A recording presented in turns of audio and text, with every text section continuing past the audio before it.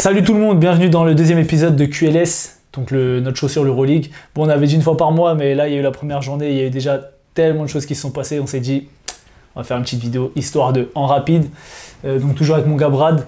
We are back. Qui est plus jamais. Donc on va débriefer rapidement. Il y a eu des gros matchs, il y a eu des déceptions, surtout côté français, comme d'hab, hein. Tu connais. Donc on va commencer par les clubs français. Qu'est-ce que tu as pensé de la performance de nos représentants? On commence par le meilleur ou par le pire? Franchement, les deux, ils ont sous-performé. Hein. Oui, ils ont sous-performé, un peu déçus. Si on commence par l'Asvel, bon, on s'y attendait aussi. Hein. On sait que c'est un club qui n'a pas les mêmes moyens que les top clubs européens. Ils ont commencé avec l'Étoile Rouge d'entrée. J'ai aimé leur début de match parce que j'ai trouvé que par Geoffrey Lauvergne, ils ont été assez agressifs, de la réussite au tir. Mais ils ont souffert parce que Belgrade s'est mis en route et que derrière ça a été assez compliqué. Ils ont couru après le score et la finalité c'est qu'ils ils commencent par un 6 sur 6 à 3 points. Ils font 17 sur 34 à 3 points sur match, donc 50%. L'Asvel font 12 sur 21 aussi au lancer, donc ça coûte cher. C'est vrai que le match il n'a pas duré très longtemps, c'était déjà plié à la mi-temps. Seule satisfaction du match, Geoffrey Lauvergne, qui montre que lui, il est bien en forme. Ouais. Il met quoi? Il met 18, je crois. C'est ça. Mais tout seul. Franchement, Nando, il met 13, mais on les a pas vus. TLC, il met 13, mais moi, je l'ai trouvé dans l'impact pas assez présent. Donc, il va falloir qu'il prouve, parce que là, pour ceux qui ont regardé le Squeak Show, il a dit que voilà, il voulait avoir des responsabilités, pouvoir jouer et tout, venir à l'Asvel pour ça, quitte à être moins payé. Il va falloir qu'il endosse les responsabilités, parce que c'est un joueur qui est référencé NBA, qui a joué plusieurs saisons NBA et qui a fait des matchs à 20-25 points NBA. Tu peux pas arriver en Euroleague comme ça et être, même l'année dernière à Milan, c'était trop léger. Donc si tu comptes sur lui, tu dis t'as un mec de l'équipe de France, t'as Geoffrey Lauvergne, t'as Nando De Colo, ils sont pas rentrés dedans. Alors peut-être que l'Étoile Rouge, comme on avait dit, c'était une grosse équipe aussi, c'était chez eux, ils ont été euphoriques à 3 points. On va voir. En tout cas, moi j'ai été quand même déçu, surtout de ne pas voir Boris Dallot, qui quand même, pour moi c'était une grosse recrue en tout cas sur la Betclic. Alors peut-être que pour l'Euroleague ils avaient d'autres projets. Quand je vois ce que comment s'appelle, Frank Jackson a proposé, on aurait pu le tenter. Peut-être à voir. Ça reste un premier match. La saison elle est longue, ça reste un premier match. Ils vont pouvoir s'ajuster par la suite. Il y a les prochaines journées qui arrivent très rapidement dès le 12 et le 13 octobre. Donc non, il faut voir la suite. Mais c'est vrai que sur ce premier match, on est un peu déçus. Bon, l'Étoile Rouge s'est régalée, franchement, tout le monde a taffé. Il n'y avait pas trop de trucs à dire. C'était en place, quoi. Monaco? Déception aussi, mais pas le même type de déception. On parle d'une équipe qui a été au Final Four. On parle d'une équipe qui a beaucoup montré de choses l'année dernière, dans l'agressivité, dans l'athlétisme également. J'ai trouvé, alors, je vais commencer par le positif, j'ai trouvé Mike James dans l'attitude et dans le leadership parfait. De toute façon, c'était flagrant. C'était flagrant, il avait le sourire. En plus de ça, quand il joue ce basket-là, il est très très difficile à arrêter. Il met des tirs, il distribue pour les autres. Mais je pense que là où il a manqué un peu de soutien, mal si Okobo a fait la part du travail, j'ai trouvé que derrière... Okobo... Non, Non, moi je trouve que tu regardes les stats, tu dis il a fait un bon match. Moi je l'ai pas vu trop sur le match. Après, j'avoue, j'ai regardé le match, je connaissais déjà le résultat, donc j'étais peut-être moins impliqué dans le truc. Mais j'ai pas trouvé qu'il a pesé quand ça comptait. Il fait une perte de balles qui coûte cher à la fin. Oui. C'est mal géré. Il a déjà été plus percutant, certes, mais je trouve que son match, tout n'est pas à jeter. Non, bien sûr. C'est pas le mec sur lequel on va le plus jeter la pierre. Moi, par exemple, Donta Hall, je l'ai cherché toute la soirée. Ouais, mais après, Donta Hall, c'est un mec qui est là pour prendre des rebonds et des alley-oops. Oui. Qu'est-ce que je veux dire? Mais tu vas pas compter sur lui pour gagner un match. Mais regarde, John Brown, je trouve qu'il a fait un match dans son style, dans ce qu'on attend. Ouais. Il a été bon en défense, il a mis quelques tirs, il a provoqué des passages en force. En fait, c'est sur ça qu'on attend à Monaco. C'est leur qualité athlétique et ils se sont fait casser la gueule par Valence. Et par qui ils se sont fait casser la gueule? Oui. Non, mais d'accord. Non, mais ils se sont fait casser la gueule par Semi Ojeleye, oui. Qui était un joueur NBA qui a fait une bonne saison l'année dernière.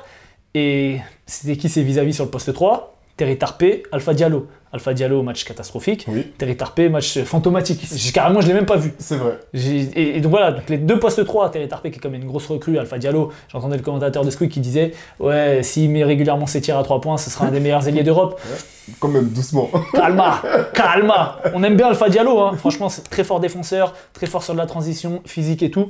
Mais quand même, à l'aile, il y a des gens qui sont costauds. On en parlera plus tard, mais il y a des gens qui sont costauds. Mike James, moi je suis d'accord avec toi. Ils perdent le match sur un rebond off quand même qui donne à la fin. Oui. 38-29 au rebond, donc ils sont à moins 9. C'est pas excessif, mais bon, quand tu prends le rebond off qui permet à Chris Jones de mettre le tir à 3 points de la gagne, c'est un peu relou. Et de toute façon, ils n'ont pas eu beaucoup d'adresses non plus. Hein, ouais, voilà. Donc voilà. Monaco, déception. Contre Valence, qui n'était pas une grosse équipe, c'était à Valence, mais qui n'est pas annoncé comme une grosse équipe non plus. Il va falloir rebondir au prochain match. Je ne sais pas qui joue, mais il faudra regarder. Les deux gros matchs de la journée. Ouf. Lequel? Fener Milan. Alors il y avait Fener Milan et il y avait le derby grec Olympiakos Panathinaikos. Moi je suis chaud pour Pana Olympiakos. Franchement c'était lourd. Allez go. Qu'est-ce que t'as aimé? Moi à titre individuel. Juste je te coupe 2 secondes. Donc Monaco reçoit Bologne vendredi. Donc franchement la Bologne c'est victoire obligatoire surtout à la maison. Et la Svel reçoit le Partizan. On verra, ça sera un peu compliqué. 0 Koning. Ouais, donc Pana Olympiakos, je me suis régalé. Score final 98-78 pour l'Olympiakos. Non. 98-78, il n'y a pas eu plus 88-78. Ah ok, parce que je me disais quand même, il n'y a pas eu plus 20 en prolongation. Non, en plus 88-78, je me suis régalé pendant tout le match. Vraiment, mention tout de suite. Soukas. Soukas, c'est quelque chose. Hein. La première mi-temps, parce qu'après il a été bon sur le reste du match aussi, hein, mais la première mi-temps, il est dans ce qu'il maîtrise le plus. Enflammer le jeu, des tirs, du drive, sur sa main gauche. Il a régalé. Je me suis régalé devant mon écran. J'en criais tellement c'était incroyable. Après, sur la fin de match, il prend des tirs un peu... ce qui sont ses tirs, oui. Mais il les rate, ça coûte cher. S'il les met, ça change le match. Il y a une grosse adresse du côté de l'Olympiakos. T'as Walkup et Kanan qui mettent chacun 5-3 points, je crois. Et puis des gros tirs à la fin. Walkup dans le 4e quart-temps, ça échange. Lui, pour le coup, s'il commence à mettre des tirs avec l'intensité défensive et les qualités athlétiques qu'il a, pourtant il a une gestuelle bizarre, mais bon, s'il met dedans, ça va être chaud. Donc ils perdent Lucas, mais là, leurs deux postes 1-2, ils ont fait le boulot. Larenzakis, bon, inexistant. Et donc, il y a eu des gros échanges de gros tirs, surtout sur la fin de match. Walkup et Kanan, et Slukas et Grigonis à 3 points. Grigonis qui fait un gros match aussi. Franchement, c'était un match. Si vous ne l'avez pas vu, même si vous connaissez le score, allez le voir, parce que des gros tirs, du spectacle, parce qu'il y a une action. On n'a pas les... Je sais que la vidéo va faire 100 vues, donc je vais vous mettre l'action. De toute façon, c'est pas grave si j'ai pas les droits. Mais Mathias Le Sort, on t'aime, hein. Mais là, quand même, poster de Milutinov sur un alley-oop, sale, on va vous mettre l'action. C'est bien que tu parles de Mathias Le Sort. J'ai trouvé son match en demi-teinte parce qu'on connaît ses qualités et il nous l'a montré déjà l'année dernière. Chouchou du Partizan, mais je trouve que sur ce match-là, il y a plein d'actions où il perd des ballons, où il attrape pas la balle, où il va s'enfoncer dans un joueur, et je pense que après, encore une fois, c'est le premier match, mais sur ça, j'étais un peu déçu, on va dire, mais ça reste un top joueur, je sais qu'il va réagir très rapidement la semaine prochaine. Je me fais pas trop de soucis, d'autant que déjà, entre le match de Coupe de Grèce ou je sais pas quoi, là, qu'ils ont joué contre l'Olympiakos, ils sont pris 40 points, il y a déjà une grosse progression, parce que là, le match était serré. Je pense que c'est une équipe qui, comme on l'a dit dans la preview, qui est vraiment nouvelle. Ouais. Donc, il va falloir que les choses se mettent en place, etc. Alec Peters, quand même. On disait oui, ils vont perdre Vezenkov. Quand tu as Alec Peters à ce niveau, il fait 17 points, 10 rebonds, 4 passes. Franchement, il est adroit dans du tir, dans du drive. Enfin bref, hyper complet dans son match. Après, on va voir s'il n'a pas surperformé. On va voir. En tout cas, là, il a répondu présent. Sur ce match-là, il a répondu présent. Sachant qu'il n'y avait pas Mousfal et il n'y avait pas Brazdekis. Ouais. Brazdekis. Donc, Brazdekis qui est quand même une grosse recrue et Mousfal qui était le pivot titulaire. Donc, Milutinov, il a fait le boulot. Ouais. Williams Goss, grosse recrue aussi. Du Real. Grosse recrue. Il fait 16 points. Hein. Ouais, grosse recrue. Et il met des gros tirs. C'est ce que j'allais dire, c'est les tirs qu'il met à la fin. Mais des gros sans tirs. Transpirer, sans trembler. Mais le match est exceptionnel, allez le voir. Franchement, si vous ne l'avez pas vu, je me suis régalé du début à la fin. Kostas Lukas aurait pu faire gagner le match sur son tir qui fait une espèce de gamelle. Et après, en prolongation, pour le coup, Vraiment, le Panard a explosé. Ah oui, il se mange un 10-0, je crois, dès le début. 10-2 ou quelque chose comme ça, ils ont explosé. Sur la prolongation, ouais, ils doivent perdre 12-2, un truc comme ça, mais il n'y a pas eu de match en prolongation. Mais vraiment, allez voir ce match. L'autre gros match, le Fener-Milan. Une autre prolongation aussi. Tout de suite, alors je m'excuse auprès de Milan parce que je ne les pensais pas aussi fort. Après, c'est un premier match, à voir si ça va continuer sur la durée. Mais ils m'ont vraiment impressionné. 41 rebonds à 27 quand même, dont 10 rebonds off. Donc ça, il faut pouvoir le noter. Mais franchement, Milan m'a impressionné. Il y a des joueurs qui t'ont impressionné, toi, à Milan, avant de rentrer sur le Fener? Moi, il y a un joueur qui m'a impressionné, c'est Nikola Mirotic. Pour moi, c'est lui qui a tenu le match. Moi, tu vois, j'ai pas été impressionné par Milan parce que t'avais... comment il s'appelle là, putain, le poste 3 qui a pris tous les tirs là, le chauve. Désolé, j'ai un trou. Putain, j'ai un trou. Bref, le poste 3 qui est chauve, qui a pris tous les tirs. Il a été guess de ouf. Il a été beaucoup blessé l'année dernière, il a pas beaucoup joué. Sheven Shields, il rate énormément. J'ai pas les stats, mais je suis désolé, il met un peu au début de match, mais sur la fin de match, je vais regarder les stats pendant que Brad va parler, mais il bicrave de ouf. Mirotic, MVP, rien à dire, il fait 23-10 ou 25-10, un truc comme ça. Il rate le tir de la gagne avant la prolongation. Il joue en poste 3, donc on a vu quand même des situations de 1 contre 1, de drive, où il a joué sur sa vitesse, entre guillemets. Le problème, c'est que quand il est défendu par les petits, puis il a une vraie adresse. Voigtman aussi. Ouais. Mais Voigtman, en vrai, moi, c'est ce qu'on a vu sur la première journée. Tous les mecs d'équipe d'Allemagne qui ont été champions du monde, ils sont arrivés avec une confiance. On va en parler après sur le Bayern, mais ils sont arrivés avec une confiance monstre. Et Voigtman, il a eu ses tirs et il a eu des responsabilités. Ça a toujours été un mec qui a été à droit à 3 points, même les années précédentes, sauf que là, il a eu des balles en fait. Il a eu des balles, il les a jouées. Après, il a mis dedans, il a joué des drives, il a pris des rebonds off. Franchement, si Voigtman joue à ce niveau, sachant que Mirotic est poste 3, derrière t'as Kyle Hines qui fait le sale boulot, etc. T'as Kamagaté qui n'a pas joué. Pour faire un petit résumé là de ce qui vient d'être dit, Milan c'est 82 points, Voigtman plus Mirotic c'est 48 points à 2. Bah voilà, c'est ça. Moi, Milan ne m'a pas impressionné parce que Pangos, un joueur que je kiffe, franchement, c'est pour ceux qui me suivaient tous sur Insta, c'est un joueur qui me fait beaucoup penser à Zagars, celui de la révélation qu'on a eu sur la Coupe du Monde, toujours sur la pointe des pieds, des changements de direction rapides et tout, capable de tirer à 3 points, là il passe au travers, franchement il passe au travers sur le match, et t'as pas Shabazz Napier, donc derrière t'as pas d'autres meneurs aussi forts, tu vois, que Pangos.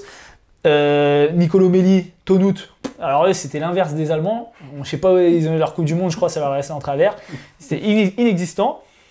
Pour moi, Milan existe dans le match grâce à la performance de 2 joueurs. Alors Mirotic, je veux bien lui donner qu'il peut faire ça tous les matchs. Voigtman, j'attends de voir. Oui, bien sûr. Après, moi je pense qu'ils ont surperformé, mais c'est vrai que pour une entrée en matière, je les attendais pas à ce niveau-là, et c'était un match plaisant, parce qu'en face, on a le Fener, qui a quand même quelques joueurs, Scotty Wilbekin, Taylor Dorsey, Guduric, Papagiannis, ils se sont, régalés. Surtout Scotty Wilbekin, à un moment il y avait un duel à qui va mettre le plus de tirs à 3 points. Ouais, entre lui et Dorsey, c'est ses coéquipiers. Qui va mettre le plus de tirs à 3 points pour tuer le match, mais ils ont quand même eu, il y a eu beaucoup d'adresse sur le match. Si je dis pas de bêtises, il y a 43% à 3 points pour Milan et 45% à 3 points pour le Fener. Donc on a 2 équipes qui mettent dedans. Ça peut aider aussi. Madars qui a eu un passage efficace, je tenais à le noter parce que je crois qu'il joue pas beaucoup, il joue 13 minutes. 13 ou 15 minutes, c'est ça. Ouais. Et il met 8 points, et en plus il met des points qui comptent. Tout à l'heure on disait il y a des joueurs qui ont mis des points mais qui n'ont pas compté. Là il a mis des points qui comptaient, donc c'était intéressant. Le match encore une fois va en prolongation aussi.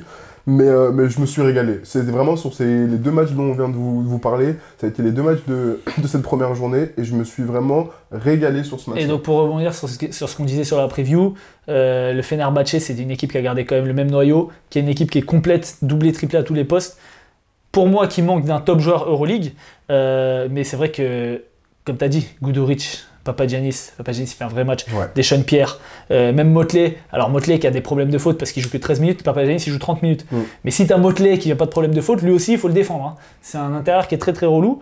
Donc franchement, le Fener, ils m'ont fait kiffer à voir comment ils continuent, mais c'était vraiment un beau match. J'essaye de trouver du coup les stats de Sheven Shields. Box score. Il a mis 13 points, je crois. Non, je sais même pas s'il a mis 13 points. Si, parce qu'il a droit au début du match. Ouais, il met au début. Dans le premier carton, je le vois. Ah, je vais te dire tout de suite. Sheven Shields, il met 10 points en 37 minutes. 37 minutes. 1 sur 7 à 2 points, 2 sur 6 à 3 points, ce qui fait un total criminel de 3 sur 13 au tir. Et il fait combien de pertes de balles? Il fait 3 pertes de balles. Ouais. 11 dévals, mais franchement, quand tu vois les tirs qu'il prend, c'était catastrophique. Après, s'il les prend, c'est qu'il est capable de les mettre. Je pense qu'on verra sur le prochain match comment ça se passe pour lui. Alors, FS-Barça aussi. On va FS-Barça, en parler. pareil. Dans la preview, je disais, le Barça, j'attends de voir. J'attends de voir parce que Je crois que t'as vu. j'avais quelques doutes quand même en disant, ben, non pas parce qu'ils n'ont pas les joueurs, mais j'attendais de voir si ça allait prendre. À chaque fois, le Barça, ils sont toujours bien placés, mais ils ont du mal à finir. Mais là, sur cette première journée, je pense qu'on a vu, je vais pas dire mention spéciale parce qu'on l'a noté dans les joueurs à suivre, mais Willy Hernán Gomez, 18 points en 16 minutes. il a raté un tir, je crois. Non, c'était trop. Franchement, c'était trop. Et sachant que il sort du banc. Oui. Il y a Yann Vezeli qui commence le match, qui fait 16-7 en 22 minutes. Donc sur le poste 5, le Barça, ça va être bien relou. Surtout qu'ils ont Nadji, non? Ou il est en NBA, lui? Je sais pas s'il est encore là. Bref, en tout cas, poste 5 déjà bien relou. Tu fais jouer Willy Hernán Gomez que 16 minutes, il domine, il finit meilleur marqueur du match. Alors, moi j'étais un peu déçu par les fesses. Sur le début de match, on se régalait. Pick and roll, ça a donné la balle à Zizic. Larkin, Alors Larkin, je vais vous faire la vidéo analyse parce que franchement, le match qui sort, c'est incroyable. Les lectures sur pick and roll. Oh là là, j'aimerais tellement pouvoir jouer comme ça. Mais bon, vraiment, il finit à quoi? Il fait 16 points, 13 passes. 16-12, ouais, un truc comme ça.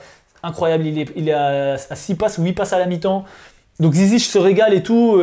On se dit, ah putain, changement de coach, ils veulent plus mettre la balle à l'intérieur. Deuxième mi-temps. Alors c'est vrai que quand il y avait Clyburn sur le terrain, Darius Thompson, c'est ça. On t'aime, Darius Thompson, on t'aime. Mais là, t'es passé au travers. Franchement, terrible. T'es passé au travers. Je crois qu'il met que 5 points, des pertes de balles. Alors, c'est un joueur hyper important dans un effectif qui, pour l'instant, n'a pas trouvé sa place dans un effectif où tout était pour les extérieurs. Bobois, il joue que 15 minutes, il met 4 points. Clyburn, pas dans son match. On sait que c'est des joueurs qui sont très très forts. Il va falloir que, justement, Darius Thompson réussisse à s'acclimater parce que Shane Larkin, il a un peu tout fait tout seul. Quand je dis tout fait tout seul, il a fait croquer aussi les autres, mais c'était lui le créateur unique. Et derrière, c'est difficile aussi en tant qu'équipe de se mettre en route défensivement quand t'as qu'un seul joueur qui crée en attaque. Le problème, c'est que c'était le seul à être bon sur ce match-là. Donc voilà. Hein. Ah, j'ai bien aimé aussi, j'ai bien aimé Brizuela, le 8 du Barça. Il a mis 7 points. Il met 7 ou 8 points. Mais des points qui ont compté et en plus des bons tirs. Hein. Et ouais, et il commence le match, c'est la Provitola qui est sur le banc et tout. Non, franchement, c'est pas mal. Donc sur les postes 2, ils ont lui, ils ont Abrines, ils ont la Provitola, il y a Satoransky, il y a eu Jokubaitis qui, encore une fois, a fait une performance. Incroyable! Le joueur préféré d'Ozan. Non mais bon, moi non mais parce qu'on disait ouais meilleur jeune. Excuse-moi, quand je voyais ce que Yamadar faisait, franchement même Strazé il était plus fort que Jokubaitis. Il a des qualités. Après tu peux ne pas aimer mais il a des qualités quand même. Ouais, pour moi il a pas de qualité. Il peut aller à gauche, il va faire des lay-ups et il peut pas tirer à mi-distance, il peut pas tirer à 3 points. C'est tout. Franchement c'est bref, regardez le Barça, vous allez voir par vous-même. Vous avez vu avec la Lituanie. Il a fait un gros match, je crois, dans la compétition, sinon il était claqué au sol. Bref. Et sinon, Jabari Parker, pour son premier match d'Euroleague. Alors, au début, il a eu un peu de mal. J'ai trouvé frustre, brut. Des problèmes de faute aussi. Mais je pense que sur la deuxième mi-temps, il a laissé le jeu venir à lui. Il a beaucoup été utilisé dans les pick and roll, dans les ouvertures. Et à ce niveau-là, il a joué comme DeAndre Jordan. Exactement. Franchement, il a joué comme un poste 5 athlétique. Il a lancé des alley-oops. Terrible. Voilà, des coupes et tout. Et il met 10 points, je crois, dans le dernier quart-temps, quelque chose comme ça, ou 8 points, que sur des dunks. Franchement, voilà. C'est un poste 4 qui peut faire du bien. Et qui, quand il va être à l'aise, il va pouvoir aussi créer un petit peu pour lui ou pour les autres sur du drive. Mais là, ouais, mais là, il fait quand même un bon match alors que c'était archi mal embarqué et il aide le Barça à gagner. Donc, franchement, voilà, c'était un beau match. Moi, j'ai encore 2 matchs sur lesquels je veux parler. Un qu'on va parler très rapidement, enfin, je pense. Et un autre où on va aller un peu plus en détail. Maccabi contre le Partizan. C'était une belle affiche. Après, un mot, Lorenzo Brown. Ça fait 2, pardon. Mais... Lorenzo Brown. Voilà, c'est tout. Moi, j'ai rien d'autre à dire. Regardez la première mi-temps de Lorenzo Brown. Non, Lorenzo Brown, c'est... On parlait de Shane Larkin juste avant, 16 et 12. Ben, regardez Lorenzo Brown et je vous assure que ce qu'il a fait... c'était du sale. Par contre, ceux qui n'ont pas vu ma vidéo sur Abramovic et comment il défendait sur Shai, sur Dennis Schroeder pendant la Coupe du Monde, Obradovic a voulu l'utiliser de la même manière sur les pick and roll, à savoir tu empêches le joueur, tu empêches donc Lorenzo Brown de prendre le pic, tu l'envoies en ice et il y a le défenseur du grand qui doit l'attendre dans la raquette. Alors Kaminsky, Smailagic, ils étaient perdus, ils étaient toujours prêts à faire un step. Du coup, Lorenzo Brown, il faisait quoi? Il partait à l'opposé. Dunk, lay-up, alors c'était facile. Alors défensivement, c'était compliqué. Avramovic, qui met 20 points en première mi-temps quand même, ils reviennent, hein, à la mi-temps, c'est serré quand même. Hein. Mais pour moi, il y a une punaise sur la ring light. Pour moi, c'est difficile de gagner quand le Maccabi met 97 points sans prolongation chez eux. Mettre 98 points au Maccabi, c'est compliqué. Et sachant que Kevin Punter a été inexistant. Carrément, j'y ai même pas pensé. Il a été inexistant. On l'a pas vu. Il met un tir, je crois, au début, et après rien du tout. 31 passes D à 18 quand même. Hein. Donc ils sont bien régalés, le Maccabi. Bon, le match qui nous intéresse. Bayern contre l'Alba Berlin. Vas-y, je te laisse commencer. Merci Sylvain Francisco. Non, mais premier match d'Euroleague, on connaît les qualités de Sylvain. Personnellement, il nous a régalé. En fait, il a été fort sur ce qu'il sait faire, très honnêtement. Premier pas, du tir, du drive, du 1 contre 1, dès que tu lui laisses des espaces. J'aurais aimé le voir avoir plus de situations comme celle-ci pendant la Coupe du Monde, mais ça s'est pas passé comme ça. Mais en tout cas... S'il fait une saison comme ça, il aura ses responsabilités. Hein. Mais il nous a régalé. En fait, au-delà de Sylvain, et le Bayern m'a régalé aussi, parce que je pense qu'il y a d'autres joueurs sur lesquels on va venir. Serge Ibaka, premier match aussi en Euroleague. Je l'ai trouvé bien physiquement, en défense. Je crois qu'il fait 9 et 8. On lui demande pas de mettre des trucs offensivement, on lui demande pas de faire des folies. Par contre, ce qu'on lui demande, c'est de la contestation de tir. Et franchement, sur le premier quart-temps, tu vois, il met 2 ou 3 contres, il gêne des tirs, Berlin ose pas aller finir au panier. Et donc ça, c'est un joueur qui peut vraiment changer une équipe défensivement. Un peu à la manière d'un Tavares, qui va gêner les mecs dans la raquette. Ibaka, s'il arrive à faire ça, ça va vraiment changer la face du Bayern. D'autant que Bonga, sur le poste 3-4, fait aussi un gros match dans la lignée de ce Coupe du Monde. Il prend 10 rebonds, je crois. Il fait un double-double, c'est ça? Ouais, il fait 11-10, je crois. Donc, partout dans la relance, dans le rebond offensif, on ressort. Enfin, vraiment un très bon match, vraiment un glue guy. Un peu ce que Batum fait dans sa carrière NBA, tu vois. Il joue pour les autres et tout, et il le fait très bien. Il fait plein de choses, et surtout une stat, je sais pas s'il n'y a pas une stat qui t'a choqué. Si, sur le match. Je te l'ai envoyé, la stat qui m'a choqué. Je sais pas si on parle de la même, mais on parle du rebond. On parle du rebond. 49-17. C'est une dinguerie. Ils se sont fait casser la gueule. Plus 30 de 20 rebonds offensifs à 3. Franchement, et ils gagnent pas de beaucoup. Enfin, si, ils gagnent de beaucoup à la fin, mais ça s'est joué quand même dans le 4e quart-temps. C'était mais ça s'est vu brutal. En fait, quand je regardais le match, je voyais la domination du Bayern, et après en allant regarder les stats, je vois encore la domination du Bayern, mais je m'attendais pas à tel point. C'est énorme, la différence au rebond, et ça s'est vu à travers le match. Ils se sont fait casser la gueule, Berlin. Dernière chose sur ce match-là, donc Sylvain, 20 dévals en 18 minutes, ça va, c'est pas mal. Carson Edwards, reste sur le banc, mon gars. Reste sur le banc, laisse Sylvain jouer. Parce que, bref, il met 5 points, mais c'est des choix catastrophiques. C'est ça, c'est des choix. Après, c'est ce qu'on avait dit dans la preview. Un jour c'est oui, un jour c'est non. C'est pas exclu qu'au prochain match, ils te mettent 20 points en 18 minutes aussi. C'est un pétard ambulant, voilà, c'est dans ce rôle-là qu'ils l'ont pris. Berlin, franchement, j'ai trouvé ça. Après, c'est une opposition qui était faible. Je pense que la saison va être compliquée, ça va se battre avec l'Asvel, avec Bologne.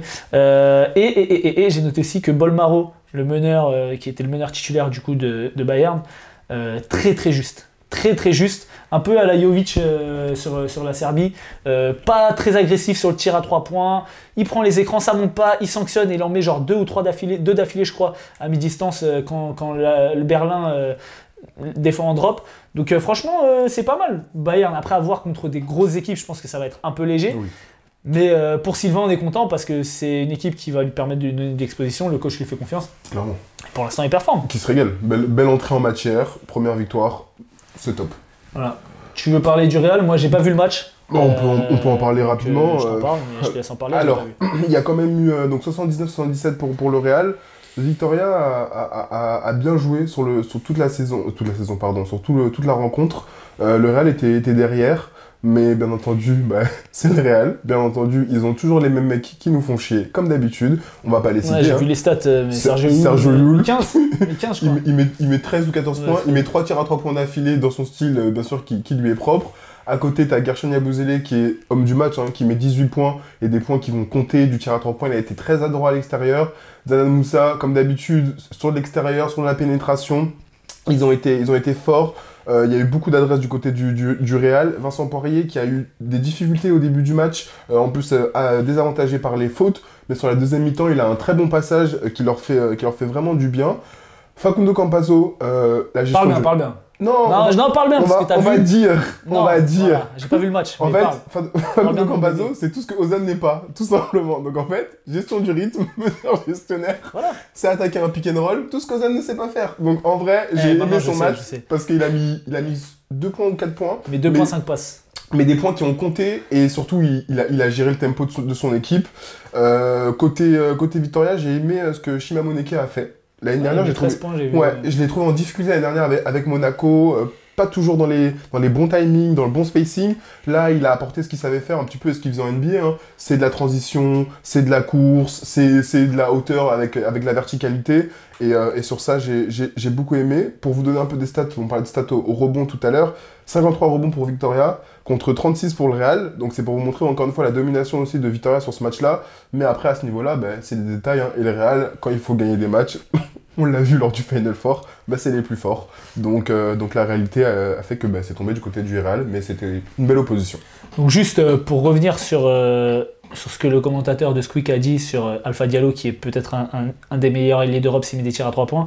Il y a quand même Guerschon Yabusele, dont on a parlé.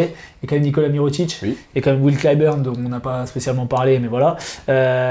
Bon, calma sur tranquille.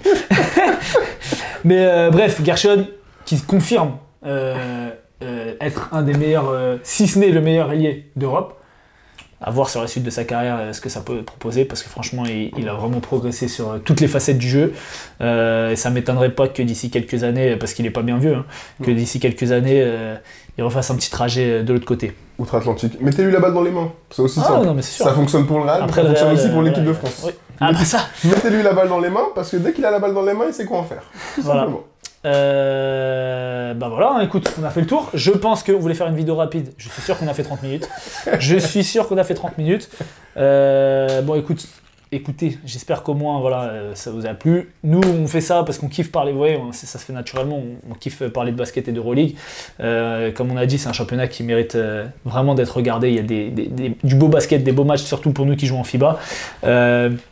N'hésitez pas dans les commentaires, déjà n'hésitez pas à vous abonner, parce que ça y est, faut donner la force, tu connais. N'hésitez pas dans les commentaires à réagir aussi. Le but, c'est qu'il y ait une interaction à terme, même si là on fait des vidéos, on est face caméra. Le but, c'est qu'il y ait une interaction, qu'on puisse répondre à certains commentaires, qu'on puisse échanger, après même sur les réseaux sociaux. Donc voilà. Bon, je sais pas si on fera toutes les journées, parce que c'est pas notre taf, on a d'autres trucs à faire et tout, mais là c'est vrai que on a trouvé ce créneau où on était dispo tous les deux, il y avait beaucoup de choses à dire sur la première journée. Voilà, comme c'est un plaisir, on l'a fait. Et puis donc du coup, je sais pas quand est-ce qu'on fera pour la deuxième journée ou genre un peu plus tard. Mais en tout cas, on parlera d'Euroleague toute la saison et ça c'est un pur kiff. Voilà, n'oubliez pas de vous abonner, mettez un like, donnez-nous vos avis en commentaire. Un mot de la fin? Tu veux faire une sortie comme la dernière fois? Non, ça va aller. Voilà, restez connectés. Merci, allez, à la prochaine.